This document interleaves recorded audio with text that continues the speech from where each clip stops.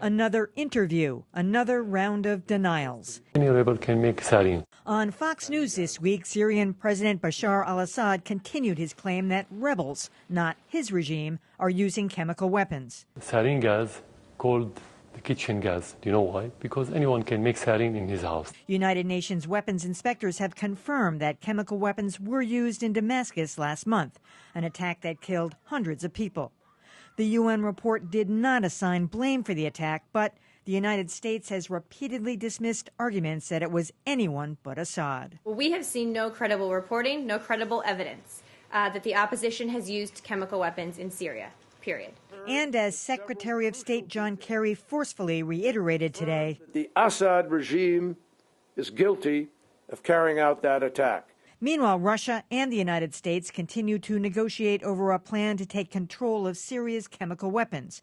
But that plan won't address the larger conflict or disturbing reports that radicals are now a growing influence among Syrian rebels. And Nicholas Burns is here. He's now a professor at the Harvard Kennedy School of Government. Welcome, Nicholas. Thank you, Emily. Well, that interview with Dennis Kucinich last night on Fox, at least Assad admitted that he had chemical weapons. He says there is no more secret. He's not admitting that he used them against his own people, but is that not a step forward? It's a small step forward. It is ironic that until 10 days ago he refused to admit for decades that Syria had chemical weapons. Now they admit it, and now they've pledged to remove have those weapons removed by the United Nations from Syria so they can't be used again. That UN report that you referenced right there, it was asked not to assign blame to a particular party, but there's no question that the way that attack was carried out had to be carried out by the government. The rebels don't have that capacity. So there's a lot of obfuscation being put forward by the president of Syria. How skeptical or cynical are you over Russia's involvement with this? I mean, will they get all of the weapons? What will they do with them? Who's going to take them? And is it going to be a binding deal, or are they going to negotiate to get them back at another time? I mean, all these things have to be resolved. They do. And I think, Russia and Syria were pushed into this because President Obama and Secretary Kerry threatened force. And I think there was that threat of force that was credible to the Russians and Syrians that forced them to offer this diplomatic compromise, and it was decades in the making. So it's a step forward for the United States. If we can get the chemical weapons out of Syria, and it's going to be a very tough task to do that in the middle of a civil war, then we can weaken the Assad regime, because he and his father, who ruled before him, used the chemical weapons as a hedge against Israel, because Israel is so much stronger than Syria. They also used it to intimidate everybody in Syria because they run a dictatorship. And so Assad and Putin look strong now, but if this deal is carried out, and that's a big if, because implementation will be key, it'll weaken Assad, and that'll be to our benefit in the long term. A new Pew poll out today says that virtually 69% of the country thinks this should be a diplomatic approach in Syria. But do you find that odd? I mean, usually, at least the liberal side, say, it's such a humanitarian issue. You'd think that liberals would be saying, no, we got to do something about this. This is a hideous, disgusting, horrible, as John Kerry has stated it more eloquently than anyone, and passionately about what's going on there. And yet, everybody seems so reluctant to do anything militarily. Right, and you're getting this from both Republicans and Democrats, because the opposition to President Obama came from conservative Republicans and liberal Democrats. Part of it, obviously, and it's understandable, is that we've just occupied two Muslim countries for a decade and fought two big wars there.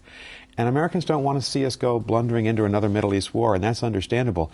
But the president's been clear here, as Secretary Kerry has, there's no possibility of putting American troops in the ground. But if we can threaten force, perhaps we can get a good diplomatic solution. And I think that's what might be happening here. Now, to implement this, we're going to have to hold Assad's feet to the fire. So it's significant that both the president and Secretary Kerry continue to say, we want a diplomatic solution, but we're ready to use force if Assad tries to renege on the deal. He'll be slippery on this. He'll be a very difficult character to deal with. Why can't the administration point to Libya and say, look, I know there was some debate about whether we had boots on the ground there or not, and say it worked there? Right, and we did not have substantial boots in the ground. Some, but it worked there. The air campaign worked. And remember that in the 1990s, President Clinton used the same type of force, air power, very limited use, to stop the war in Bosnia and stop the war in Kosovo. And he saved a lot of lives in doing so. So the United States can't just bomb people to get our way in the world. And diplomacy has got to be the way we interact. But there are times when you're dealing with thugs, with arrogant dictators who only know the value of force, well, you've got to be very tough with them. And the president, by resorting to Congress, didn't look tough. But now he has a chance to recover. And I think Secretary Kerry in particular has been very convincing to me that Assad used those chemical weapons and that we have to stand up to him. I mean, how is this going to resolve itself in terms of what's going on in the country? We were just talking a minute ago, 6 million people out of 24 million people in that country are refugees. They're gone. Now, Turkey, Iraq, wherever they are, they're gone. They're out of the country. Isn't he concerned about that? And is Assad, as long as he's in power there, he's not going to try to resolve or reach across and make some kind of a deal with his own countrymen, the rebels there? No, he hopes to defeat them. And it's interesting, in these propaganda interviews he's given to Fox TV and to others, he's only talking about himself and his regime, and a lot of lies about chemical weapons. But as you say, 6 million refugees, people have lost their homes, they've lost their jobs, they're being subjected to really brutal shelling of civilian neighborhoods. There's a humanitarian catastrophe underway. So I think that the president now has a chance to pivot towards that. The United States is already contributing a lot of money, but the Russians aren't doing anything for it, the Iranians aren't.